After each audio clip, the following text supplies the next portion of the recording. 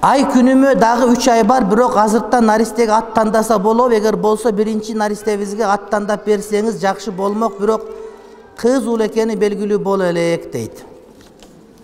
Албетте ат тандайт. Тандаганда Абдулла, Абдурахман, Абдул-Азиз аттар жакшы. Абдурахман жакшы. Кыздарга Сара, Сафия, Сундус жакшы. Айша, Хадича жакшы. Эреже катары Абду деп башталганын баары жакшы. Пайгамбар аттары жакшы. Аялдарга пайгамбардын аялдарынын аттары жакшы, ана манис жакшы. Айша, Хадича, Умму Кулсум, Фатима, Захра.